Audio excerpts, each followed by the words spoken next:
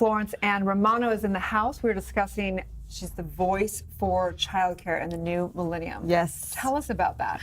Well, my journey really started probably when I was 11, if I'm going to be honest with you. I started as a mother's helper, just loved children. And once I started nannying and it just became really a part of me, I knew that eventually I wanted to write a children's book, but I didn't know exactly what I wanted to talk about. I wanted to see what the climate was. And I started to notice that no one was talking about something that was really important, and that was the transition for children being cared for by their parents to being cared for by a nanny or a caretaker. So I decided to write a book called Nanny and Me, told from the child's perspective, to help them understand this transition and for parents to use the book as a tool to help explain the transition. So supposedly, what, 64% of all children are being raised by? In America, yes, over 64% of Americans have a nanny. And that is a staggering statistic when you think about it. People think that it's just for the rich and famous. They think it's just the Upper East Side of New York. They think of the Nanny Diaries and Scarlett Johansson. They think, nanny, Mr. and Mrs. X. And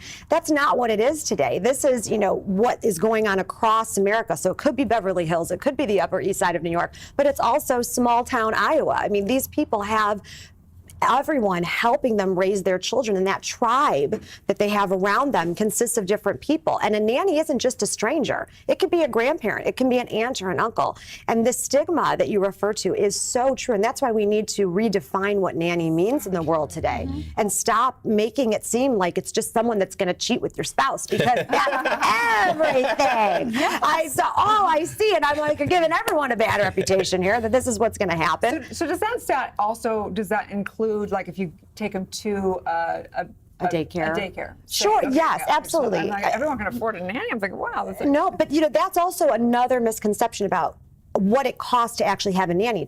Daycare is so expensive. When you actually compare, sometimes it's cheaper to have a nanny, and sometimes you do a nanny share program where you can kind of split the cost of the different family. There are ways to make it work economically, but this stigma that is there needs to be completely annihilated. So tell me, because my son's 23 now, when he was young, I had first put him into a nanny's house in a personal home, and I came to pick him up one day, and he had been crying like in a room, and I thought, I cannot do this, because I was like working, and I took him out immediately, and then I found eventually over time a place that was more of a public place where he was in a room with lots of toddlers and stuff when I had to go to work. So, and it was safe, and I saw everyone when I came in, and people would be in and out so they could watch him all day. So I felt safer. As a voice for this movement, what would you tell people? How do they go about doing this? Well, you touched on something really important, and it's about what you, the parent, are comfortable with. It's about peace of mind for you. So every situation's not going to work for everybody. So you have to find what works for you, and in that situation, that's what brought you the peace of mind. But then there's also the idea of nanny cams. This is a big thing. Do you have them? Do you don't have them? I love them. I'm a huge advocate for them, even as a former nanny. Absolutely, because you see on the news things about even special needs children who can't vocalize, but then also infants can't vocalize. What's actually going on at home? How do you know that there isn't any abuse going on? There was a news piece that came out about a child with Down syndrome, and a nanny was sitting on top of the child because they were having a tantrum, and it was caught on the camera. And thank God something like that exists. And I'm not saying every nanny is going to do something like that, but for you being outside the home, your most precious possessions, what are you going to do to make sure you have that peace of mind? If they know the camera's there, then they're going to stay on point. So let's just say there's a camera on everybody, you guys. Let's just... You should operate as if there's a camera. Even if you don't think, you should always operate as if there's a camera. And just do the right thing, too. These nannies that aren't, who are, taking care of kids and shouldn't be, you're in the wrong profession. But it is interesting, because I think there is a line between, especially when it comes to discipline, when you're not the parent. Well, that's a very interesting topic, and I've seen it firsthand myself. And that's one of the things you have to talk about right from the jump when you're interviewing. What are the values of the family that you're walking into, and do they align with the nanny? This is why you see a revolving door of all these caretakers, because no one's having that first conversation, knowing thyself and what they need for their children. And there is a very delicate line that you have to kind of straddle as the nanny when you are disciplining, because you're not their parent. You don't want to replace them. And the nanny should also be making sure that the employer knows that they're not there to replace them and they still have to be a parent. There still needs to be active parenting going on.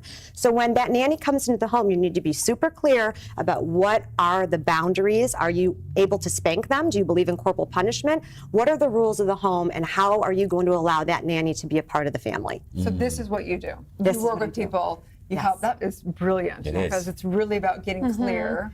Just Yes. like in your Absolutely. career as a parent, as whatever, in a relationship, it's really an agreement. What do we live by? What are the principles?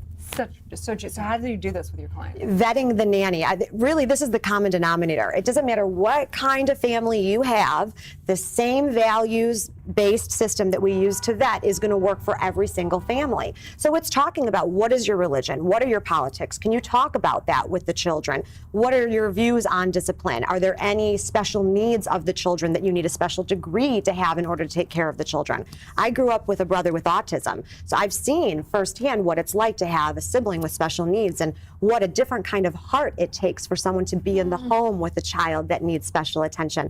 But children in general need special attention and need to have a customized experience. And you look at the world today and how many different ways you're making a family. And there are single moms out there who decided that, you know what, I just want to have children. It's important for me to be a mom. So to the sperm bank they go and they have a baby, and they're going to have to work and they're going to have someone taking care of their child. And it's great to have a nanny there to support them in that way and be a blessing in the child's life. I have a important, I think a really important conversation. So as my consciousness has evolved, if I were having a newborn or if I have a grandchild and they have to go to, have a nanny or a daycare, one of the most important things for me would be what is the mindset of this character, because we get programmed in through who is raising us and what they say about life and what they say about what is possible. And like, do you ever screen for, how do you screen for that? Well, you bring up a great point, because that statistic, over 64%, right now we're writing the results of that statistic. Are children going to be better or worse for being raised by someone other than their parents? I would like to think that they are going to be better off for it, that they are going to be surrounded with so much love and so much positive influence that they're going to grow up to be kind and tolerant and beautiful human beings. But we don't know how that's going to turn out right now, because we're seeing it happen around us. And I want to put it under a microscope and say, hey, we need to do something about this. We need to hire nannies that have the same values. And when you do those background checks, do they have the degree that you want them to have? Do they even like children? Ask them that. Does that sound like a crazy question? I mean, I had a friend. A lie detector on that. Yes, because you know how many people do this because they're like, oh, until if something better comes along, I'll just be a nanny. No, you need to actually like children. It needs to be a big passion for you. So you're right. Right now, that's what you need to do when you're vetting, is actually see if this person is someone you could consider like a godparent or an aunt or an uncle to your child.